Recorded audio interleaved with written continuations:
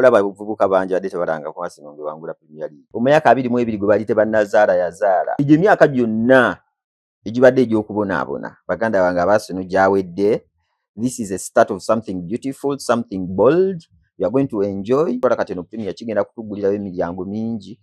Tugenda kufuna bamanyi abazannyi nti baba baagala bajje wali ba defending champions kiku opportunity eyo. Timu yonna enaleetera Arsenal Champions League trophy esooka ebeera monumental singa ne ba Invincibles nti bali batwala Premier League temukubiddwa naye kino kyanjawulo nti ekikopo kibasoose okufuna European trophy esoose. Abayimbi wano ewaffe bajjawo nnyo ekintu tujjawo ekintu ky'okutalowooza nti promoter alina okukola naye gwe weebuuze wabayimbira ne bakola ssente ezo z'ogamba ze bakola lwaki tebakyakuyita. These people have money. Batulageko beetegekewo eyo gy'oyagala promoter akutegeke bwe tulageeko weetegekeyo. Sauti Sol yakola first tour yaabwe bali balinya baasi. Ghetto Kids currently I think they are the biggest Ugandan entertainers. Kuleba Ghetto Kids abalala nabo bateeke mu video. Ghetto Kids ya esaazi nesinga Eddie Kenzo amaanyi. In my personal opinion, tuli ku ndowooza sina Kenzo yekka ngambe they are the biggest Ugandan entertainers. Kati gwe weebuuza oyo muyimbi lwaki takyategekebwa eyo? Lwaki takyategeke ssente wabazi bakolera ba promoter. Gwe promoter tasobola kujja ku mavivi n'agamba sebo taata jangu tugende kutegeke. Lwaki takyategekebwa eyo? Babuuzaako mwena bakyekubidde ku media omuweereza Omuzeeyi Masembe. Nyongera okusaasira abafiiriddwako, njozaayoza abafunye ebintu byonna ebyessanyu, njozaayoza Arsenal emyaka 22 weddu nga tetwala wadde akakopo akabibibi. Naye ku luno twali tutwalayo ssebo. Kakopo ki? Tutwadde ezi F. Emyaka 22 gibadde gya Premier. Ne twadde tutwalayo ezi F ezi Carabao. Ffe gyonna twagigattidde wamu. Nga temutwalayo wadde 22 twagigasa wamade mutwala ekikwa twakiggyeko ate munaddayo. Man U yekyali mu lugendo emyaka 13 si 16 neera mutambuza 14 emyaka mwa mugisinga ate tugisinga ffe tuli ku nnaku mukyetuwangula. Eno first Saturday first weekend since becoming champions. Buuza ku bantu kwa champion temubona. Amanyi abampita Alan mbabuuzizaako bena bali ku media tusanyuse okuba sisinkana neera omundi ogwokubiri tuzze tutemeteme ensonga ezitambula mu ggwanga Uganda. Zonna wazee bulungi. Yes sebo. Oli wa Arsenal nkozi? Yes. Ninga galobere wa Arsenal tagenda kwekubira side. Sekubira side ndi impasho bulungi. Tugenda tema Arsenal. Tulabe ddala gaamanya abasajja bage bataddemu ekikopo. Finally bakitutte oluvannyuma lw'okubanga bawadde Man City sente negwa draw. Nedda sebo. 3-3 guli. Omusajja bali bamukubye n'omukuba. Omusajja badde bamukubye Bournemouth yagujjeyo bujja gwa badde gwa lutalo. Ante ogombo yagujje mu 94 mwaguliridde. Refu yayongedde mu dakika z'ettamanyeje zavudde omupiira gwali gwakongera mu 3 yayongera mu 6. Bati babatematema nnyo. Omupiira gwali gwakongera mu 3 nayongera mu 6 bali bamukubye mulamba naye regardless kyali kyakuba. Ndoza tandikirawo wennyini kwa Arsenal. Yes sir. Myaka 22 etutte Premier League. Yes sir. Champions League simero akyali kamwe kuba yendabira ddala. Champions League ku Sunday ku Saturday nijja kwanti ku Sunday tuzuka tuli bawanguzi. Weekend tujigata ku Sunday tuzuka tuli bawanguzi. Saturday nijja mbeereyo wenna wooli ng'okimanyi Champions League ate ekyo kibikira kye kisooka. First time otutunuulira abawagizi ba Arsenal. Yes sir. Mu Uganda yonna essanyu lye balaze pitirivu. Yes sir. E Kampala amakubo bagaggadde abamu bafudde beetomedde. Waliwo gwe nalabyeko yagenzeeko ne ku ntaana Bungereza eyo nga agamu ne Premier yetu gitutte. Abamu baasaze ente baasaze embuzi amabaala gajjudde buli wamu wogenda mu Uganda yonna ensanyuka gye baasanyuseemu yabadde empitirivu yanjawulo naye nga leero akava mu kalulu. Bannayuganda oba abavubuka b'e Uganda akalulu ko baakavaako kati mwasalawo mudde mu byamizannyo. akalulu abavubuka goli muvubuka akalulu abavubuka tebakavaako oba ebyobufuzi oba tebabivaako oba ebintu ebitunyigiriza tetwabivaako ntitwabivaako naye kati ekintu ng'ovudde ku kya Arsenal tukyadde monument emyaka 2 abawagizi olaba abavubuka bangi badde tebalanga ku Arsenal ngewangula Premier League nga oba bawangula myaka 2 nga n'omupiira tebannagutegeera ate nga bakuze bawagira omupiira bagusambyeko kati ekyo kyabadde monument nti kyegwe gwasoose okukiraba first time achievement. Ekirala nti Arsenal ekintu kya Arsenal kitulaga nti abantu si ku Arsenal kokka ate si Uganda yokka ensi yonna ya celebrating n'abantu abali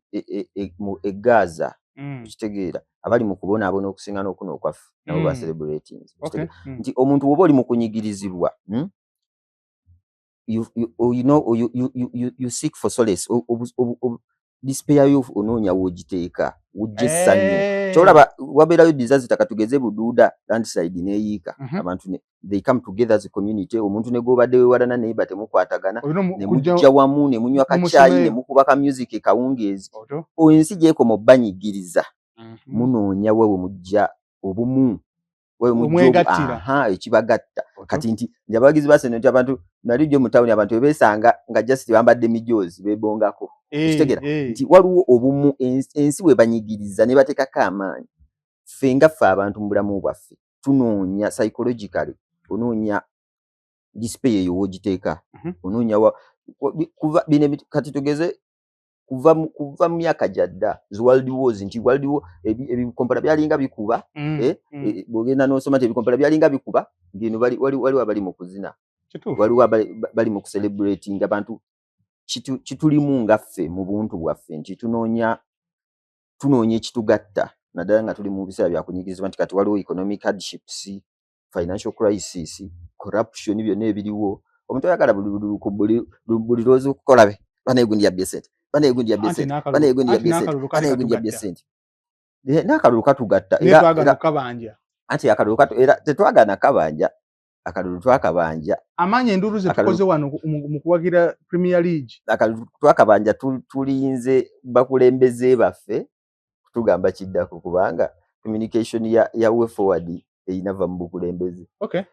tulinze bakulembeze baffe tugamba kiddako baasirika nabo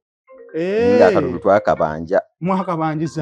twakabanja tukyakabanja paka nakati nga mweyiye ku kkubo ku ky'omupiira nga temweyiwa ku kkubo nga mubanja mukabanjiza abantu nga bwekali bakakalagira abantu beyiwa ku kkubo ssebo abantu ate tukitwale nti kiri kyenkugambye nti people have lost hope to a certain extent people have lost hope like nti waliwo ekintu kyotwatuuka ne tusuubira olw'ekintu tekijja kuba ate obwongo bwe butuuka ne busuubira nti ekintu tekijja kuba twemalamu amaanyi ffe kennyini kati stage twagibuuka nako eyokwemalamu amaanyi tweteeka mu mutwe nti ekintu tekijja kuba obwongo bwe buteekamu nti ekintu tekijja kuba bugezaako kunoonyeza essanyu olijjawa because waliwo ekintu ekirina okuwa dopamine obwongo nga gwe omubiri ofuna essanyu kati kubanga kati tugende ku social media zokka nti ebyobufuzi bituuka ne weekyawa nobanga like video y'ebyobufuzi noyitawo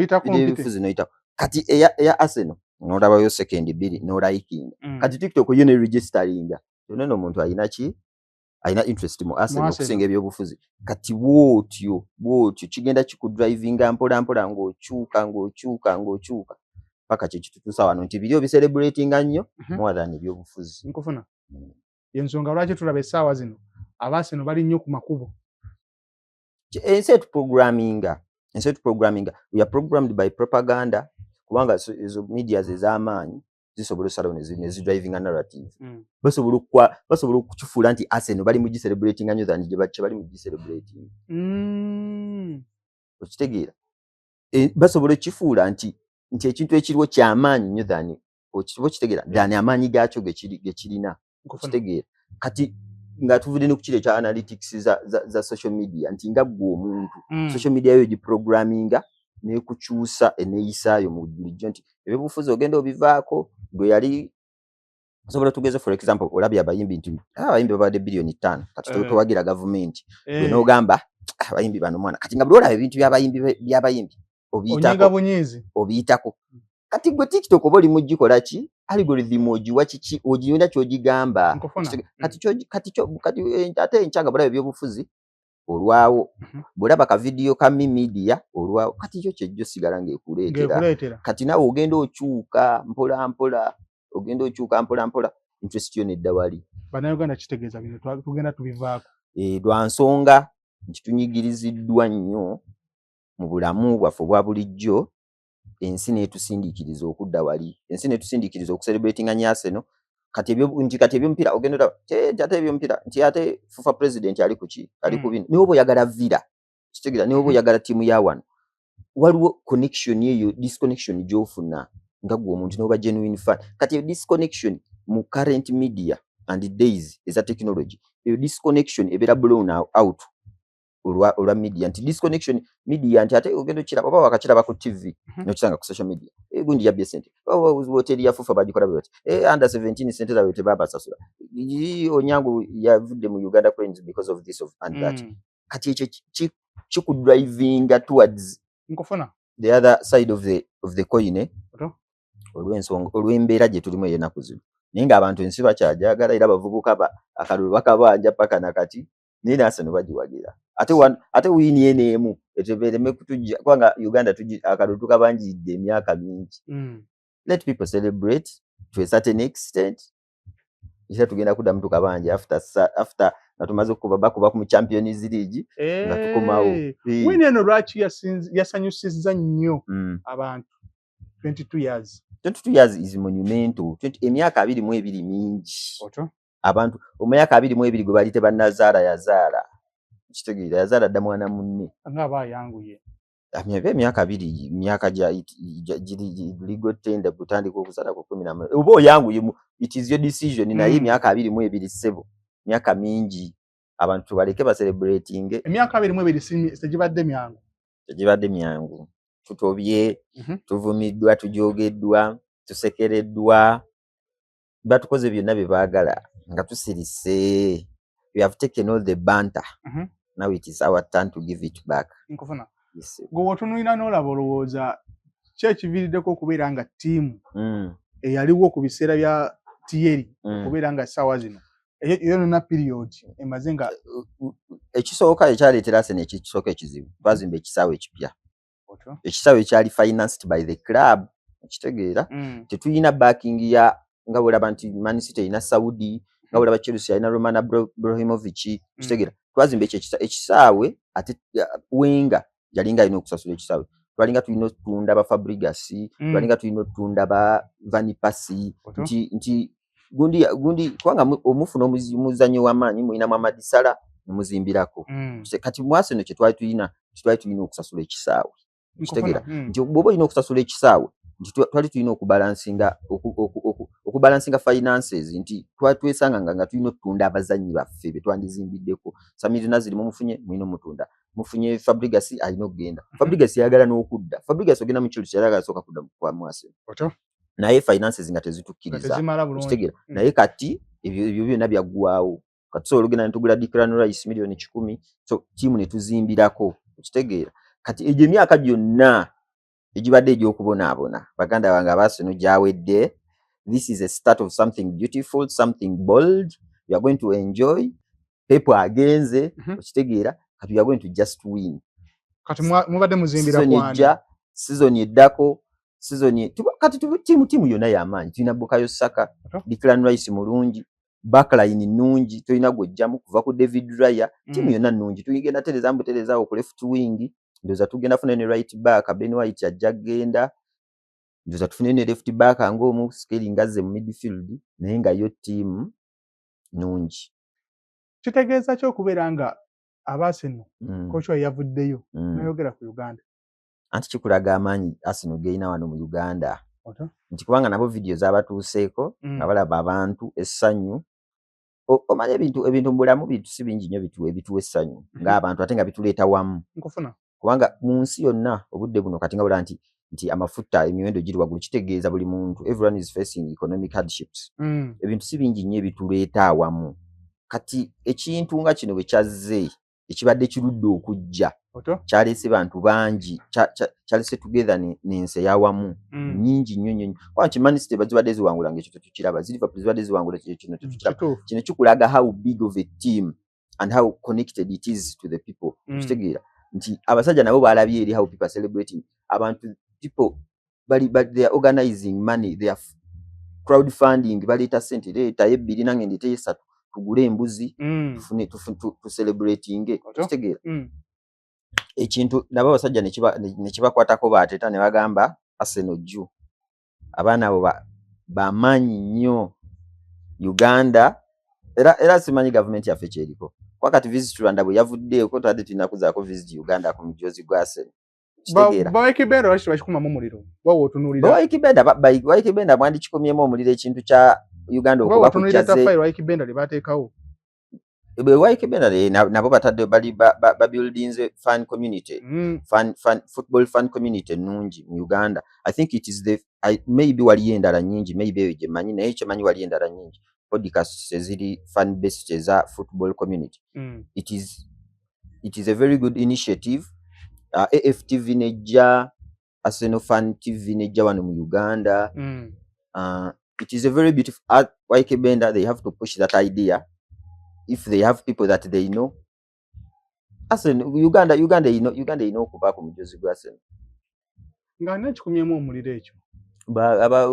government yenyini kubanga era AFTV okujjanira byali mu government kubanga nalabako kuba sponsors nalabako UTB byali mu government somehow kwaliko n'akabonero ka government of Uganda I think. So I think they know how huge Uganda is connected to Arsenal. I think they do know that kati ekyo kintu it is a very big platform nti tukozesa ekintu nti Arsenal is a very huge brand ate nga naffe tuli connected ku yo nti bannayuganda bangi bawagizi ba Arsenal okitegeera so kikola very great partnership I think. Wotunuulira kuba twalabako ba legend abaava mu Arsenal okujja mu Uganda n'abantu abamu ne bakubamu nnyo ebituli okulaga mbu ennamba esinga obungi eri ku social media ab'amaanyi abadde bateekamu amaanyi okupushinga Arsenal nga wotunuulirako mbu ne page za Arsenal zapostingako waliwo akana akawala akali ku TikTok nga bonna tetwabalabayo anti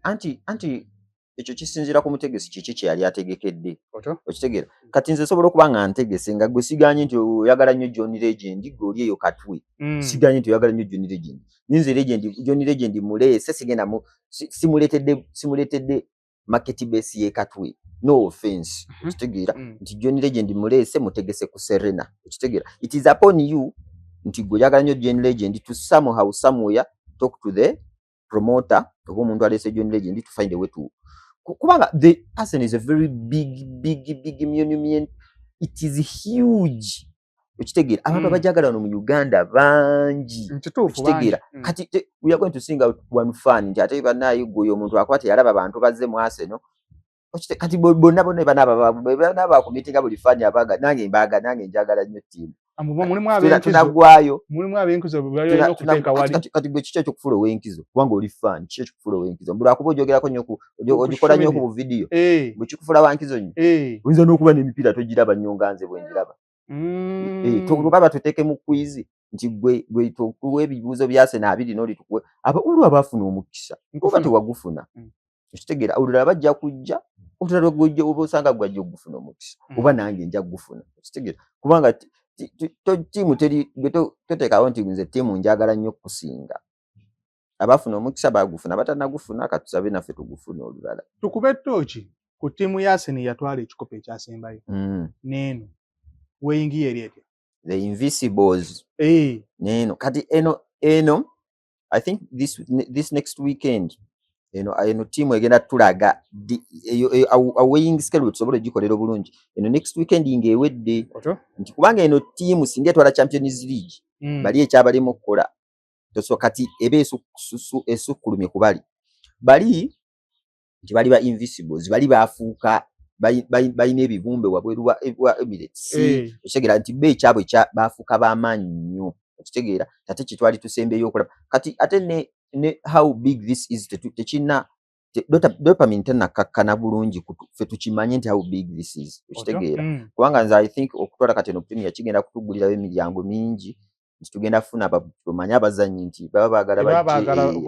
wali ba defending champions kiku opportunity eyo ate n'ekirala nti singa batwala Champions League okubageraageranya obulungi tulina sooka kumanya result ya Champions League final kubanga oyadde ogamba mbu tesobola gitwala lwaki tuli wali bali baatuukawo ati naffe twatuukawo naffe tutuusewo nati kati gwe kyogamba ekya PSG nti PSG y'amaanyi nti ate tiimu erumba nnyo naye ffe abatebye eggole nnyingi mu Champions League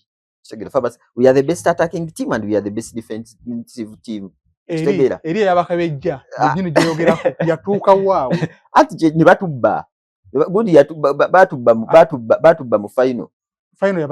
batubba mu final simwe bawera gundi red card goalkeeper teyatema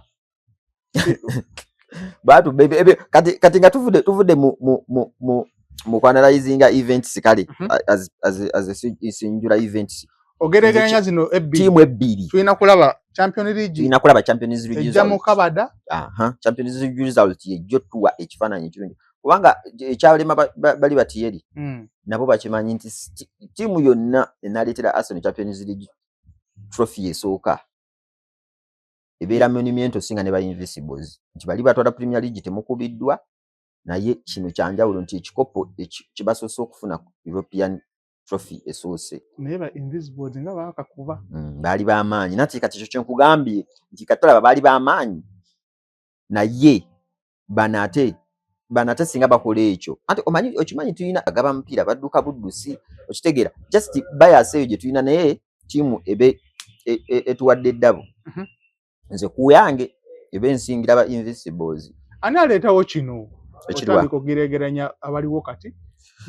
ekyo kirina kubaawo tekisobola kwegwalibwa olaba kiri mu music ate olwo mu bupiira kubanga ate gwomupiira gwangu nagwakugeraageranya than music ekyo tosobola kyewala ekyokubageraageranya era tugenda n'abawagizi ba ttiimu endala bajja baleeta biki just nti kati omupiira engeri gye gwogulwako ennyo nti waliwo dedication channels nga zo za mupiira gwokka they have to get stories balina okufuna ebyokwogerako kati era ttiimu ezeemu okuwangula ekikopo era balina ogigeraageranya n'enkadde kati nze mu tiimu singa gundi ekikopo ekinaggwa tujja leeta singa gundi eggwa champion tujja leeta tulabe nti bazanyi bameka abali mweno squad mweno first 11 ya Arsenal abagenda mu first 11 yaki y'ekikopo ekyaggwa ekyasembayo 2004 kati ekyo kyekijjo tuwa tiimu ki esinga tukomewo nga tutemaatema ekyo Champions League ng'ewedde okitegeera kubanga Champions League yegenda otusigira ekifaananyi buddala bwe tuba tugamba Invisible tugireete tukiteekowa ne bano tubateekawo tugabe baani betusobola okusonseka baani betuleeta eno twagala kati first 11 first 11 ki bano aba Invisible bameka abagenda mweno bano baani abameka abagenda mweno ekyo kijjo tusigira bulungi ekifaananyi tujja tema namba ku namba ne basabu ogenda njagala okole line up full line up ne basabu ani abeerako era ngo wana ensonga nga tuwana ensonga nti naye ekyo nga Champions League ewedde kubanga yekyusa buli kimu otutunulira Kipon ne yakwata Kipon asinga kyo saving mekazi yakola ninga nensonga wewe ayinamuko ku golo yatebamu nti onajja ne merit nti tuyinza okudda wano nga David Raya aze ne merit yaki nti yakutte penalty 2 mu Champions League final kati awo nga kiba kirala nkufuna okitegeera kati wayagambye nti tulinde Champions League final eggwe ani era tugenda gwera n'ekitabo ani yasinga okwogera n'ekisenge ki mbokati oyo agende ku fasile oyo agende oyo tagenda tuyingire 2 tuyingire 3 tuyingire wa paka tunatuuka ku bateebi awo n'akatebe tutuukeyo ne sabu tuzikole Champions League ng'ewedde Champions League ya Saturday ku Sunday tulina okujja tutemeeteme ani yabadde kubanga tusobola okudda wano munenga Bukayo Saka penalty yamuleme mu final tusobola okujja wano nga busajja yabukutte n'abwekubira bwomu ng'etutunulira nga Declan Rice nga mpira bwe yali ayina osooka okugenda okuteba yeeri yagala kola mbu akola wasting time usana musonseka nga Declan Rice akola ki nga Declan Rice yazzeemu bye yakola ku Madrid n'abakuba free kick 2 kitegeera kati awo gundi zino kyuka events zisobola eyo gundi yagunje so kyusaamu ebintu wonna tulina kukimanyira ku Champions League wa Premier nabo bagitwala naye batwalira Premier so batwalira tebakola ebiri enebe ekoze record wekiremwa era nga tuddeyo era nga tuddayo nga ekyo kigendo tuwa discussion starting point tugende mu kampu ya Idrissa Musuuza yes sir kuba tuyinza obutagamba ye naye kampu ye ate ebisa ebisinga tugamba ekintu kyonna kasita kibira mu kampu n'omuyimbi aba akirinamu omukono kyovula Cameron bakubanga bano bagamba Cameron yakubye bavuddeyo nga boogera ku bayimbi abagenze London okuyimba yes sir batambulidde mu economy yes sir tutandike ndowooza ku ekyo omuyimbi Eddie Kenzo abeera eri Nzimalayo Kachayi bakamuleetera Kawaii bakamuleetera ne yesimulawo ku butambula obunyogoga bano babadde mu economy jiba ku mukuwa kamere ate olabo ekirungi nnyo okusooka okwanalizing ensooka tulina okusooka okutegeera context nkulu fe just to analyzing event to analyzing context nkulu nnyo kubanga yeetuwa eno event yatuuseewo yabaddewo etya lwaki kino ekintu kiriwo ekiti kubanga abayimbi bali bameka abagenza Bafana Karoka Sita John Black Karoka Sita Winnie Nwaji Maddox abayimbi katikale at least batano nchama yawera omukaaga kale at least batano abo bonna balina booking kati eri Kenzo gyogambe abeerako nani kitegeera tulino era abagenda performingira abantu bameka mu business class era ababeera promoter ki abagenda yimbira ani nti abagenda yimbira ani business class gyagenda abagenda yimbira ani abagenda yimba wa okitegeera London anti London esobola okubanga nga organization event nani profit nti wali organization eri eyo London eyagala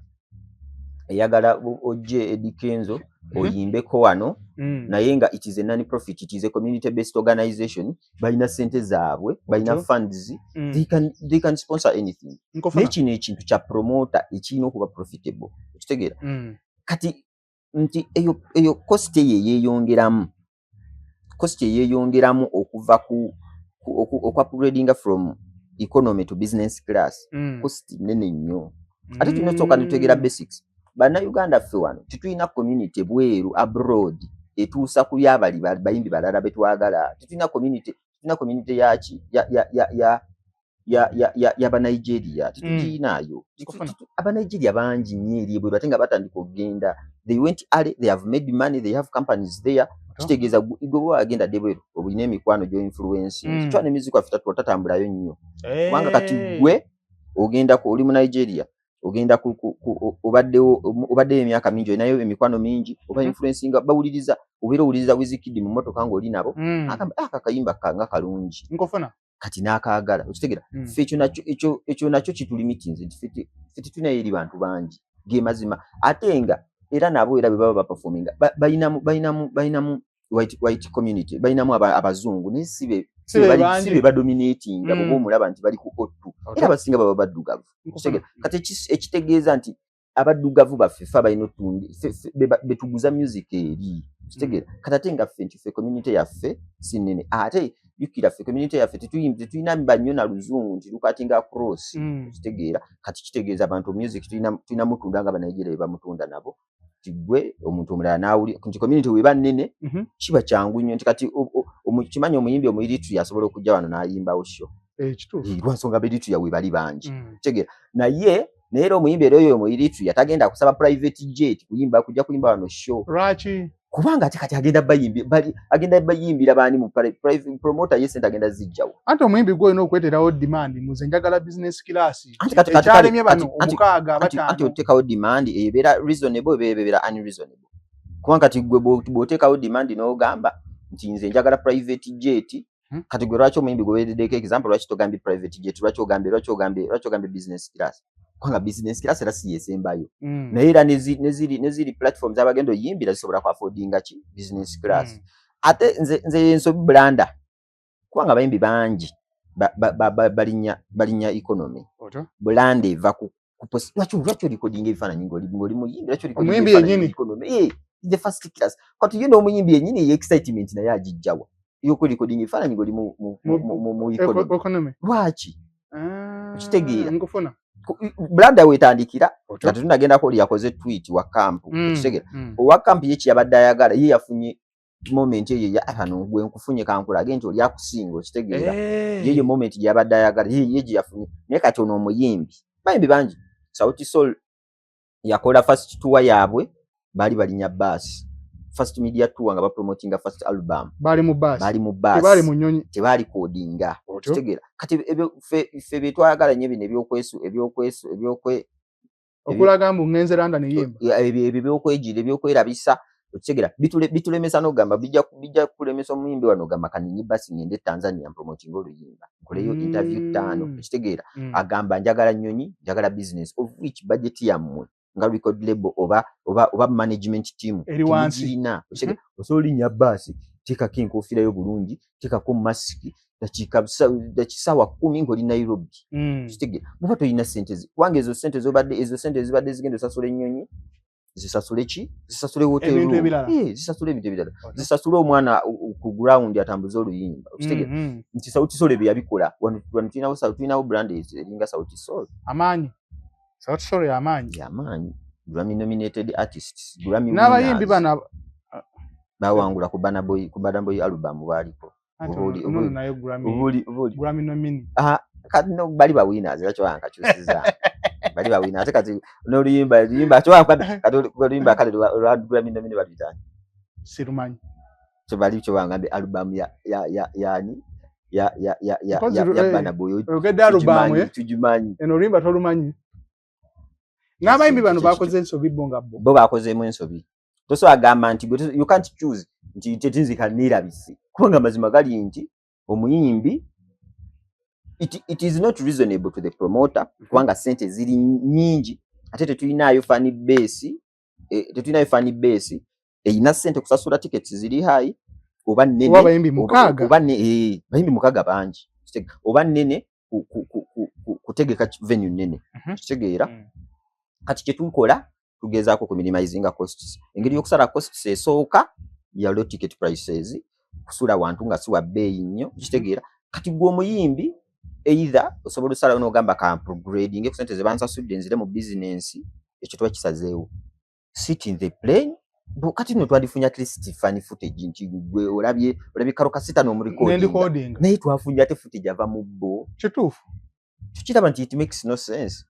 kitegeera just nabo kati n'omuyimbi kati laba kiri kyabadde ogamba nti omuyimbi asaba nti asaba bamu upgrading usanga tebasaba kubanga yali excitement bane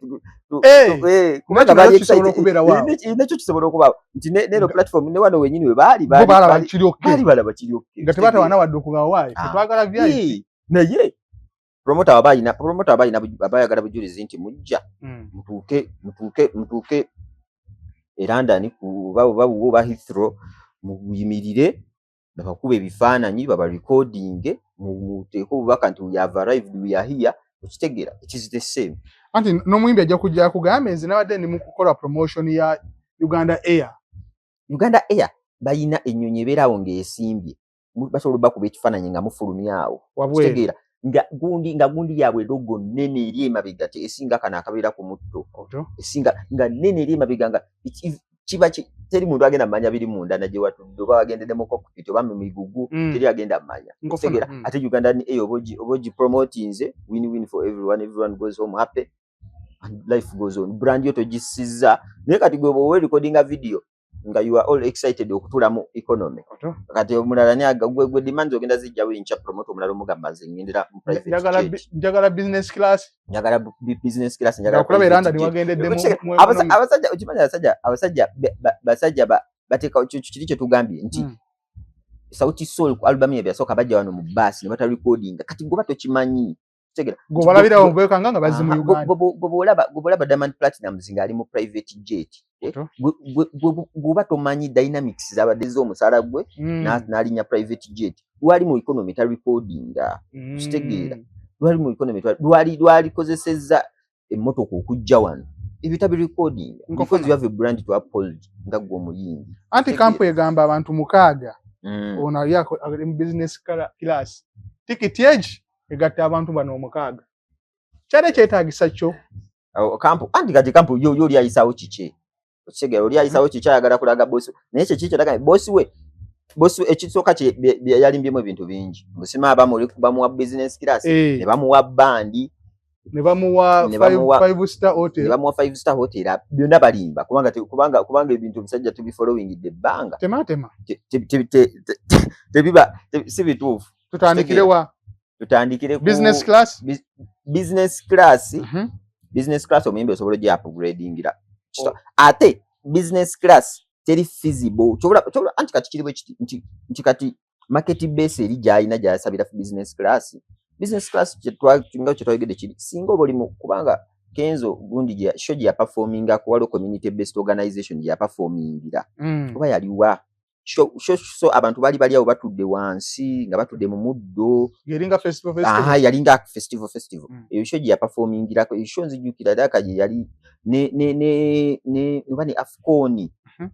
ezo kwakati ezo organizations ingezo di Afcon brand nene kati zo bubo performing ezo brand osobola okukola demand zizo no saba private jet it depends on how ekitali ku promoter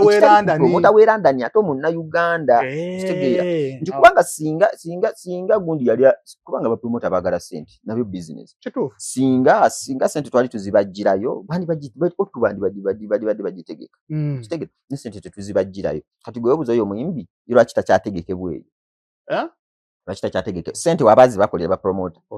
bu promoter tasobola kujja ku mavivi nagamba sebo tata byangu tugene kutegeka Rachita chategeke bwejo ali busy ku corporate toya atasobola kutajina mu weekend ebuja atalina kyakola abadde yabirayo mugundi yajinga yagitesaako nyene yavayo nagamba yasalawo obuta performing asobola okubanira corporate nidda sibe ekyo tekikola sense omanyi osobola okubikaminga osobola okukula nga gwe brand in your head n'ogamba brand yange ekuze nnyo oba because of nti oluddewo onooza brand ye ekuze nnyo kubanga otegekebwa ku ottu naye ye promoter ye ngadda wano ku kitabu nti ateebereza ogenda leeta abantu bameka kubanga kyekyo kikulu gate prices ne entry y'abantu bameka gate prices ne namba nti nsobola okuseera yadde abantu batini tinedda nti nsobola kwanga abantu mukalango ngenda teeka mu luyimba ki olulwo abantu lwe bagenda okujja okulaba kitegeera kingenda teeka mu sikyaluzi abantu gwe bajira dde okulaba kitegeera kati kitegeeza ekyo kyokka abamu bajja ne bamulaba kitegeera nti kisobola kuseera abantu genda funa bangi era naye proposal gyagenda okujja nayo on table kisobola kugira mu business class kisobola kugira mu private jet kitegeera mulimo promoter asobola okujja nakuwa economy ng'omuyimbi gwe kenyine noganze kaneyongerereko ngene mu business class bayimbi bangi bakikola tosobola omuyimbi ngali mu business class nenga yeyongereddeko bayimbi bangi bakikola waliwo omuyimbi atambula n'abantu bangi era ye bw'omuwa sente kubanga era promoter ajja n'abantu bakuwa kitegeera nti nno omuyimbi ngenda kuwa abantu babiri okitegeera DJ ne aid okitegeera kati gwe osobola okwanga oyagala kuyongerako abantu babiri ngera omugamba bw'oba okola visa request saba nyongerako abantu babiri ezo ngenda zesasulira kitegeera ebintu bikwata ku promoter kitegeera biba mu negotiation yammwe naye kubanga ye eri business ate abayimbi wano ewaffe bajjawo nnyo ekintu tujjawo ekintu ky'okutalowooza nti promoter alina okukola alina okuba profitable naawe okuba profitable abayimbi kivaawo nnyo ekyo ate nga of which kiri mu business wise wano osobola okuba nga tokiraga mu bantu gamba ovimbamu nze wa business class naye eri mu ggwe nga muli ku negotiation table olina okiteekamu olina okuba understanding naye gyendaga ono promoter waba profitable enkya ajja kumpiteera kitegeera enkya ajja kuntegeka wali ewalala naye gwe weebuuze wabayimbira ne bakola sente ezo z'ogamba ze bakola lwaki tebakyakuyita tugende ku bandi gye bagambye gye baatwala bagitwala ku shoki sijjukira show ki gye batwalako band mpozi era nga ziri gundi zetogeddeko community based organization osobola ogigamba nze njagala kuleeta band okitegeera kubanga bo bali balina budget tebafa kufuna magoba naye bwe tutemaatema waliwo tweet Douglas Lwanga gye yakoze bw'ogenda n'ogiraba ng'etemaatema zabadde nga estimation costs eziri just nti omuntu promoter zasobola okuba nga zaateekamu okufacilitating omuyimbi okitegeera kati gwe ofa kubanga facilitation eya promoter gy'ateekamu n'ayawula ku ki get collections naye n'afunako amagoba kati gwe obale sente zo zaateekamu obale n'okusasulira abayimbi 6 okitegeera kati gwe ogatteko ne bandi wakuba simanyi show ya bandi eyo yabadde oba show ki tebagitaddeko oba yagitaddemu mu tweet eyo show ya bandi kyera tulabe oba yagitaddemu show ya bandi eyo saagirabye terimu kanjikebere kebera nange wenkebera kanjikebere wano tweet yabadde egamba tetwagala tugambe tetwagala tuwayirize bantu bw'ate abasajja tuli mu kukola ki tuli mu kunafuya amaanyi ga musajja. I remember 12 years ago, Ed Kenzo woke up one day and told us he won't be doing economy flights anymore. Since then, it is either first class, business, or a private jet. And without any of that, he can't travel out of this country no matter what. He has not been performing ever since he said that. You have to remember. He doesn't sleep in a hotel that is not 5-star in a foreign country. Ne 5-star in London. Tugenda tukebere na Instagram tugenda tukebere 5-star oderudo yaliyo yasulawa tujikebere wano ku Google ratings oba 5-star koze agenda kukweri tuyira tukebera nti munayo wagenda ku lunaku bweruti yagamba shochi. He doesn't travel alone. His management media DJ a band I must ono musajja ali serious. Traveling like you're not a star should stop. Traveling not on visit visas to perform should stop. Because on a bad day, you will be deported. Being taken out there to sleep at people's houses should also stop. These people, even this artist has also slept at a person's house. And I know. I know this for a fact. Even this person has also slept at a person's house. Yes. And I know this as a fact. But no, these people just bagara, you know, that gotcha moment. You don't need to be fast. You don't need to be fast international if you are a king at home. Whoever wants you should treat you like a king that you are. Let's set the standards that will give. Olaba kiki kye tubadde tugamba nti omuyimbi in your effort to earn respect you have to understand that this is a business. Kitegeera ate business you are profitable nga promoter ali profitable. Kitegeera tekikola sense nti gwofunye ng'olitafunye promoter tafunye tekikola sense wadde kubanga omujje mu business nkyatagenda kuddamu kutegeka abatasobola. Kitegeera kati ky'olaba era ono omusajja kyagambye nti ever since 12, I remember 12 years ago nenga mingi Eddie Kenzo katera era Uganda analyzed 12 ono just akuba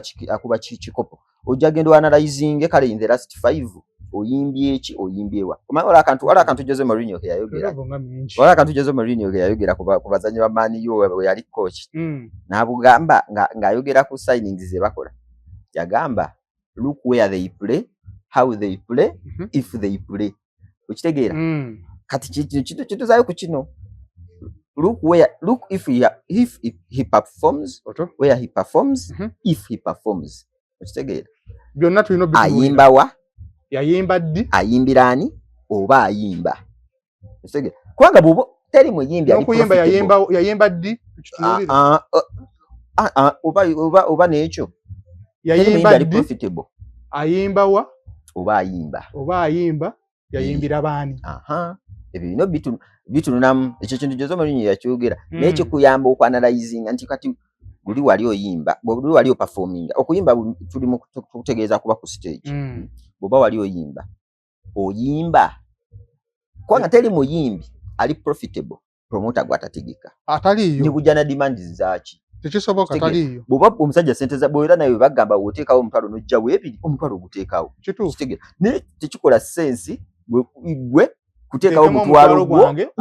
ogenda kujjayo kasanvu okitegeera tekikolera sense kitegeera kati kyokulaba gwe bwoba okola zino demands nti ffe twagala private bu DJ kyayogera era kyobola DJ o music band buli muyimbi agenda ne DJ teri atagenda naye kitegeera ekyo kya bulijjo kati kya music band era twakwata tutereddewo wajja ibana music band ekya DJ buli muyimbi agenda ne DJ kitegeera ekyo kya bulijjo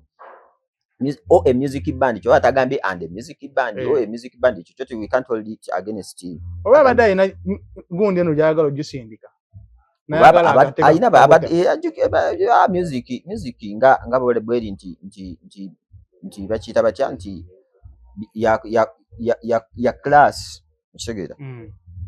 it is a game of class nti showbiz kitegeera it is a game of class nti omuyimbi wange nino mu packaginga nti yasinga okufuna show yasinga okufuna show ezakabi mu kulinya ennyonyi yasinga okulinya ennyonyi ezakabi kitegeera bwito bino mu package ne kati wano tuba tuwogera we have to dissect if what you say is true chovala asula mu 5 star ati kyo okudayo tugambe nti wali erandani wali erandani okuperforminga kubanga agendayo just that capacity but wali erandani okuperformingira abantu kitegeera siga nti no tasobola just kye tugamba nti asobola kuperformingira kweno level si ku area otu kubanga waliwo nekyo kye bagamba nti Royal Regency kafo ka mikolo tetuwagala kyobola batashagala kuyimbira wao tetukayimbiramu okitegeera naye bwe tugenda ne tufuna ka auditorium ku otu osobola okkagiitamu abantu okkajuza kitegeera nakyo tukifuka singako ekyo nakyo tulina kitebwe ekyo nakyo tulina kirowoozamu nti gwe kale Royal Regency ate promoter agambe ninja kuteeka ku Freedom City ate gwe ogambe nkangende Lugogo naye ate abantu bogenda ofuna Lugogo bebajuza Freedom City kituufu ate waliwo venue prices ziri different venue prices ziri different lwaki tujja ku Freedom City nkofuna okitegeera just bintu byakwagala kweteeka mu luvimbo kubanga tetulinafuna bantu bagenda mu auditorium etali Royal Regency nga music fraternity nti music waffe tacommendinga those numbers currently bukale tugende tufune ekisaawe otu okitegeera tukikube mpozi nga tukoze initiative kuba olaba these people have money batulageko betegekewo eyo gyoyagala promoter akutegeke bwe tulageeko wetegekewo tutekeyo festival si festival gwoyina amaanyi live concert oba 20 years oba 30 years of in London gitekewo kati fe tutunule kati era we tunadda wano tusobola kuga nti omusajja bannayi private jet togimuwa amaanyi mangi kitegeera kyekyo era kyobalaba good Muhanji tugeze for example bwajja naleta Diamond Platinum ku comedy store ne bwaleeta let's say asobola kubanga omuyimbi era naye weebweru oba the band ate Diamond Platinum akitulaze kati gwe bw'okitulagako n'ogamba nti I have my money I can fund it kankifundinge otula live in concert oba celebrating how many years okiteekeyo ate ne promoter jalabirako agambe omusajja ekintu kyakoze wano London amaanyi weegali kamutegeke Chicago kitegeera amaanyi agayina naye bw'aba tannakikola just kati bino ebigambo nti omusajja atambula ne band okimanyi bandi bagezaako wano tambulayo naye era wano Uganda era nekigaana okuba profitable wano oka Uganda wano Uganda era bagezaako tambula naye nekigaana okuba profitable nadda ku DJ kitegeeza kupika kwabaddemu kungi akazigo kusiiga muyimbi kazigo yakisusizzaamu kusiiga akazigo yasize kaputto n'aseereza naye gwoliko ssebo ye yafuula ba Ghetto Kids ab'amaanyi yabawa platform kati nyinza okuba mbadde sikola interviews nintandika okukola naawe tukola interviews nti singa bino byenjogera binzijja wano nabala ne bakuyita nabala ne bampita oba ompadde platform oba tonfudde wakabi kitegeera kati bw'otukyanalyzinga nti oba ompadde platform airinga my opinions okitegeera kati bino byemba nkoze bye binfudde wakabi si bwe kiri kituufu kati kyokka tetwala kiteeka ne wali kubanga Ghetto Kids they are going to perform at the World Cup halftime show kitegeera bali mu official World Cup song video kitegeera they have performed for the Queen in the England Paris kitegeera accomplishments zaabwe Ghetto Kids currently I think they are the biggest Ugandan entertainers we have kitegeera mu Uganda biggest Ugandan entertainers kitegeera ate kati who has been at that platform ezo zonna zetwogera teri Okitegera gwe you have an attachment nti nno ekyo tekisobola kuvaawo. Okitegera kati nga kiri kyenkugambye ku my example tekisobola kuvaawo nti I have only worked with you. That can never change. If I say otherwise, I'm the hypocrite. I have to give you credit for that. Now you should also give me credit for the journey that I have moved when back means. That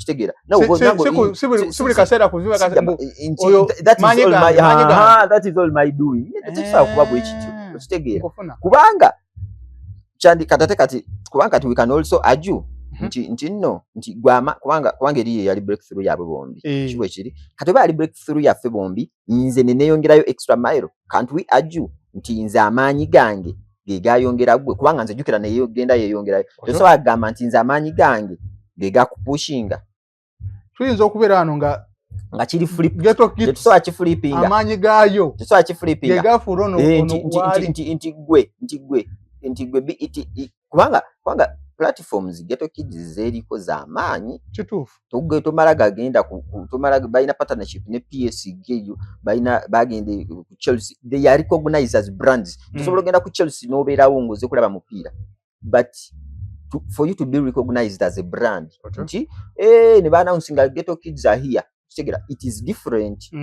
It is different, my brother. Nti social media team ne bagamba bana you want to make a video of you after the match. Bajja ne bakwata video ne bakapostinga. Ekyo kiri different. Ti England Bungereza ne bagamba we want you to perform in front of the Queen mu Paris. Kitegeera. Nkofuna. Ekyo kintu kyanjawulo. Kitegeera. Ekintu kyokuba nti Shakira nabagamba mujje njagala mbere mu official video, mujje njagala mubere mu official ceremony. Kitegeera nga mwe bali mu kuzina muba official da ekyo kintu kya ezo platforms singa omukuru kubanga they have gone an extra mile. Mazima. Kitegeera ati singa omukuru singa eyo yatuuseyo twandigambe bano yabawako kumaanyi ne bano babe batuuse kitegeeza be bakuwa kumaanyi. Nze yini my opinion bwe kisobola okuntu anti butukuba muto kine tulaba bano bo pushe yabwe ekyagenda World Cup batuse ate omanye ekintu kya geto Bungereza ekifula monumento nti tetuyina na muntu gwe tulaba who is in line to replicate that. Kitegeera nti they are so big bakwantife wano like tuyinamu embeera y'okunafuya kyobola beera nti ne bebakoze era twagala obite kate ku muntu omulala. Kitegeera naye they are so monumental nti emiti bakoze tetuyina na muntu mulala gwe tulaba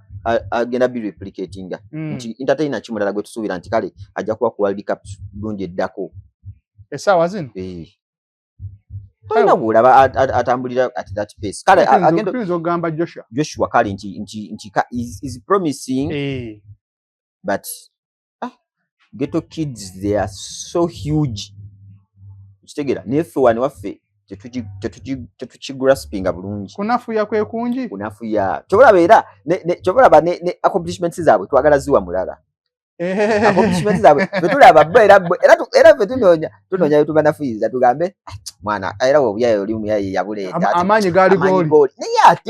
ate amaanyi ugaba goli. Okitegeera gulina amaanyi mangi. Nze mmotoka yange ngisindise neyita ku yiyo lwaki gwe amaanyi baki neyiyo wansindikidde twali tusindika nze nenkugisaako ekigaali. Kitegeera gwe amaanyi amangi lwaki toli ku half time show. Fenna lwayo tutunda ennyaanya mu katale ezo we ziggwawo nga abagozi basindika ewange. Okitegeera naye kati essaawa zino nina akeedi. Okitegeera gwokyali mu nnyaanya. Okitegeera lwaki tetukibalansingira ku that kind of sense. Lwaki tetukiteekaawo oba mugamba kale atuleetereyo abalala. Kati bwoba kali gwe oli mukozi nnyo gwagaba akati lwaki tokawaamu omulala. Tugabe emisinde baleete nabo misinde lwaki agati gwakagaba kulebe ba Ghetto Kids abalala nabo bateeke mu video. Ghetto Kids ya essaawa zino esinga Eddie Kenzo amaanyi. In my personal opinion tuli ku ndowooza sina Kenzo yekka nkugambe they are the biggest Ugandan entertainers and I think we have I think Jose Chameleone is bigger than Eddie Kenzo. I think Ready and With are bigger than Eddie Kenzo, but I think Ghetto Kids they are pinnacle. They are bigger than everyone. Ate gwe ndaba nga atandise okunafuya gemazima gundi Ready and With bamaanyi ku Kenzo batya kati gwe batya kati gwe gwandan kati kubuze mu batya gwe the other way round. What brings you to that conclusion? Ndaba Kenzo Kenza asinga basajja b'amaanyi. Anti batya. Musically? Echi? Eh? Echi? Musically? Hey. Mbazi gamba kati ekyo kijeko eyo category ekyo kisoboka. Kati genda ku category endala ki music yugiveeko. Kati genda ku ndala ekuletera. Ekyo kiri circumstantial ranga omanyi ekyo twagano ekyo kintu it will be always be a debate but kiri circumstantial kubanga amanyi g'abantu babiri ate bwe nzo ngambira nti attribution sigiwa gwe okusinga kubanga gwe amaanyi ago watambula n'okoma wali gwe wali naye okitegeera ye n'atambula n'ayisaawo kitegeeza yali ayina amaanyi mangi kyobola attribution njiwa nnyo eri tandi gwe nkufuna no offense okitegeera naye kucha kiri kyogamba ekya Good Ready and Weasel they are monumental wesugenda mu music Ready and Weasel Good Life ne uteekawo wano Edirisa Musuuza big talent they are very endongo that can never even be a debate kuba luno muba munze in my opinion but top 3 bange I think it is Jose Chameleone Bobby Wine Ready and Weasel Eddie Kenzo Bebe Cool we were top 5 okay in order respectively Jose Chameleone Good number Life 1 Good Life number 2 who did I say was number 3 no Jose Chameleone number 1 Bobby Wine number 2 Good Life number 3 Kenzo number 4 Bebe Cool number 5 in my opinion ndowooza yo litajja n'agamba oli mukujerega sirimu in my opinion musical but we have to say this there is a gap between number 3 and number 4 and 5 kituufu there is a huge gap bali abasatu in my opinion there is a huge gap okay tugende wa Anita speaker ebyo ebyatuusewo byonna byonna twabirabye gwe mu ndowooza yo ki nze mu ndowooza yange oli muvubuka emisolo gifuuse emisolo mu bizinensi batutwala URA naye tulaba bwa wakava ku dduuka osangako kasiiru naye tulaba sente zitokomoka mu parliament awo zisuse abasajja balya sente waliwo gundi emu gye nalaba waliwo podcast emu gye nalaba waliwo non-government organization it is an NGO bagiyita Agora erina discovery gye yakola whistleblowers baleeta information emu ku parliament ebyo ebintu bye baspendingako sente owulira sums of money that make no sense nga nno they are just service awards nti tukusiimye like service awards of 500 million shillings billions of money okitegeera era Anita kino ekisanja kye abadde ayina etteeka lyayisizza nga speaker waawummula asigala afuna 60% ku ssente za speaker aliwo bannange alina ofuna emmotoka kati kyekikulaga nti we have a lot of money here nti abantu abalina akaduuka akeeyo oteekayo sente zo license gy'osasula sente oziwa just zikola bintu bikyamu zigenda mu bantu bakyamu kubanga ezo sente z'ensi terina wejja sente walala okugjako omuggo kubanga naye begenda okwewola era gwe musingo bagamba tulinayo gundi eri akola ajasasula omusolo tubasasule kitegeera gwe muntunulayo gwalaba speaker abadde enguzi agirimu enguzi abadde agirya atya kubanga environment gye yasanga tumanyi yali mu opposition kyekirungi ekiriwo nti ye teyajja buzi nti oba teyali wa first family yali wa opposition twali tumanyi lifestyle ye nti essomero yali talirina kitegeera nti Rolls Royce yali tagiina ekyeyo bali tebakiina hotels yali taziina ennyumba 10 yali taziina twali tumanyi obulamu bwe kati ezo sente omanyi kati tusobola okuanalyzinga nti omusala gw'ofuna oba gw'olina ofuna guyikwetinga na bugagga bw'olina bino bye batugamba bwe propaganda mbusima ayina emikwano ebweru busima ayina baprinsi b'e Brunei kati abo baprinsi b'e Brunei baagaza ki mu nsi zonna ensi waliyo ensi nga 2 buli nsi erina sipiika era ono waffe ono waffe ye chali waabwe nnyo anti connection emikisa tegenkana ye nga Kadaga teyali chali waabwe ye teyali speaker ye lwaki second ye teyali chali waabwe osanga omukisa gwagwa kuono bw'ate essomero likola sente nnyingi nnyo essomero lisasula emitwalo 55 boarding ate ng'ezo ssente ze ziri mu kalango kitegeeza bw'ogendayo bakusalirako kitegeera kubanga ekyo tukimanyi kituukako ze ziri mu kalango k'essomero official posta y'essomero emitwalo 55 boarding kati eryo essomero likola litya biliyoni si mu revenue pure profit nti director pure profit afunye biliyoni ezikola bino ebintu byonna essomero limazeewo myaka emeka kitegeera kati ebintu bye tulina otunulamu gwe just nga tonaleeta nti banaye mu nsi zonna eziriwo Prince of Brunei, Prince of Saudi Arabia, yasiima nnyo banaye speaker waffe namusindikira Rolls Royce. Lwaki ekyo ekirabo nze nafunye ekirabo ogenda oliba mukyala we nenga tebagigulidde olina omugambye yagikugulidde anti Rolls Royce yasasula omusolo kyogamba nti gavumenti teyabiraba ati wali kaba tekanakuva ekyo the reason as to why the speaker was arrested or is being investigated. See, it is partly not because of corruption. Ekitegeera just because abantu bangi abalidde corruption ono gwe bali mu kusekendinga both erinnya lye liri ku baatwala amabaati ekitegeera kati kitegeeza nti corruption is not their biggest issue ekitegeera waliwo ekyekusifu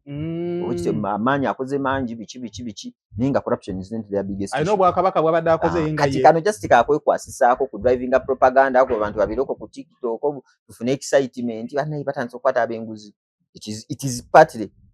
the biggest part. I think it is even 99%. It is not because of kitegeeza webanguzi nga speaker wanguzi kati nga negwe tugenda okuzaawo oba tayebwa abadde vice kubanga batu ezo parliamentary gundi zonna eziyitawo bazituulamu babiri kitegeera kati kyogamba kale kati oli mubi nnyo ono owokubiri wali clean olaba kikola oba yali mbega woono kati kino kyo baba balina kitugamba of which generator bwe beegulira generator eziri ewaka eze billion buli omu simagine kuba kati lwaki ensi ffe ng'ensi tugulira speaker generator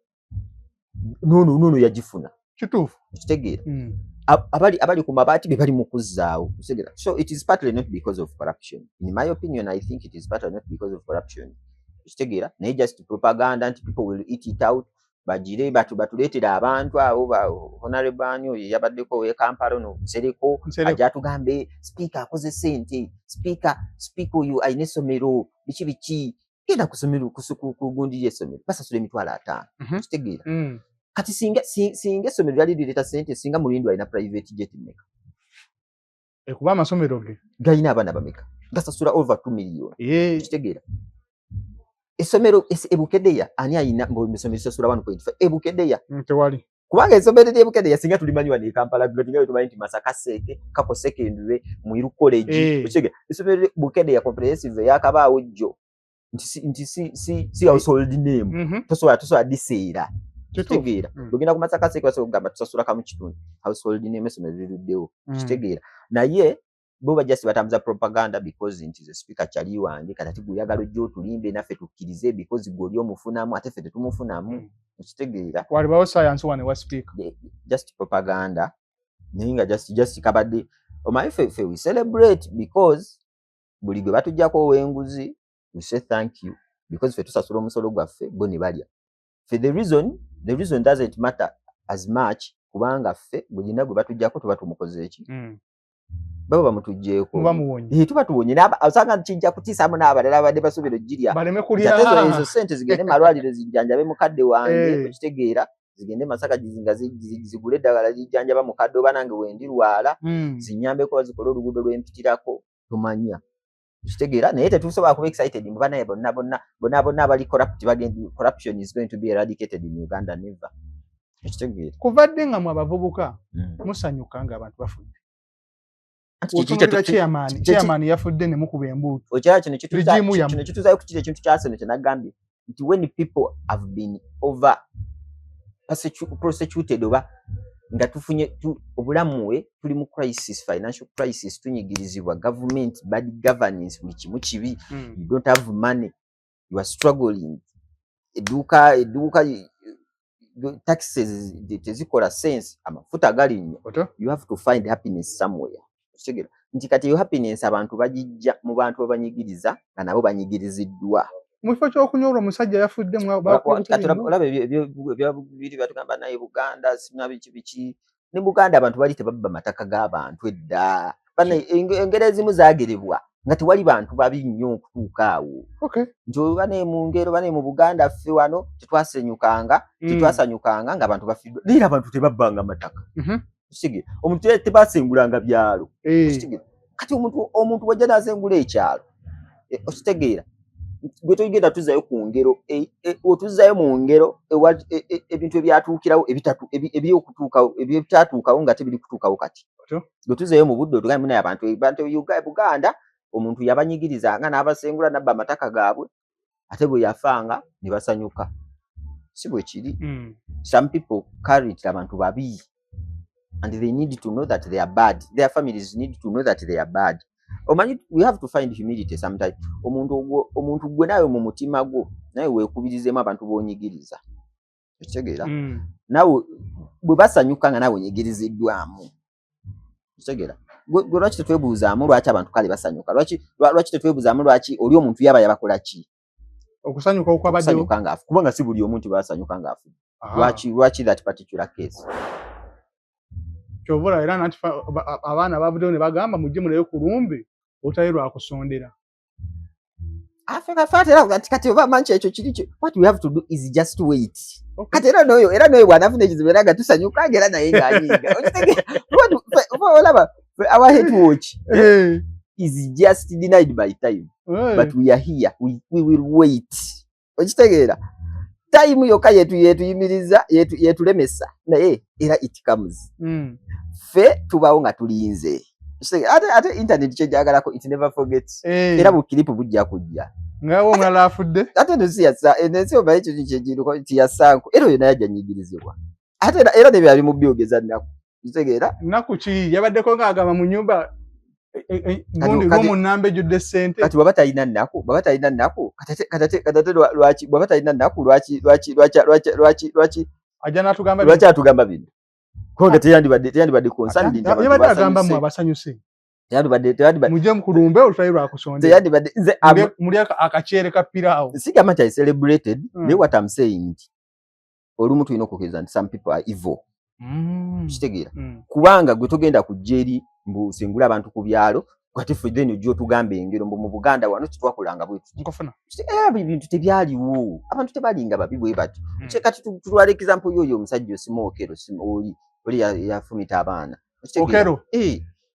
ebintu kati gojja gamba mbu waliwo abantu bwe nalabaawo mbu abazadde bannaye mubeere bakisa biki like honestly kitegeera some things are evil ate abantu abamu kubanga nze lwalo storage waliwo gundi gye nalabye omusajja oba simanyi babyabadde bituufu mboyo omusajja yajja n'asanga omukadde ng'alima ekawungeezi oyo omwami yafudde yasanga omukadde ng'alima ekawungeezi n'amubuuza mukadde lina ettaka lyammwe mukadde n'amugamba lina ettaka lyaffe biki nti mutundawo nti nedda tetutundawo mbu the following day omusajja n'ajja n'ebiwandiiko n'amagye n'amugamba wano nagulawo era senguka naye nga yes the day before yazze namugamba situunda the next day kati honestly kati oyo mukadde kati oli omwami yagambye yasibwa nakola biki abantu ng'asibwa ku kike ewantu omubadde emyaka 4 abantu famire zaabwe ziziikiddwo kuliko amalala agakusinga emyaka kitegeera gwe it makes osobola okuba nga olina bye wasasudde naye it makes no sense nti ono omuntu avaawo without compensation. It makes no sense. Kubanga kubanga kitegeeza omuntu yakuwadde ono abaddewo emyaka nga 6 mu bukyamu oba 10 oba family nazo n'emyaka gye mu bukyamu tasobola kuvaawo buvi without compensation. Gwe n'olowooza ti agenda mbu compassion ebeerewo gwatandaga nze mu nnaku mu kunyolako kwange lwaki nze nkulaga ennaku mu kunyolako. Ensonga yo tukomewo nga Champions League bamaze okubakuba Saturday tutemeteme enkuba yammwe yabadde etya ate abeera Budapest beera ku simu yo beera ku TV yo yonna device gy'oyina twagala obeerewo ng'omujulizi nga we are making history. Arsenal is going to win the Champions League. It has been written. Ngenda kakutemeramu kakiripu kano ketugenda otandise. It has been written. Kyawandiikibwa. You can't deny. Mbuki ekintu ekya prophesizingibwa bali abasajja bannabbi bagamba nti Arsenal Champions League 2025-2026 Budapest, it is coming home. Tubadde ne jingu ku kamera inshallah. Producer Enoka tusinkana omulundi omulala nga tutemaatema. Arsenal eyatuuka ku final ne kigaana. N'Arsenal eno etuuse ku final n'etwala oba ne kigaana bitukomawo okutemaatema. Tusinkana omulundi omulala mubeere bulungi mweraba.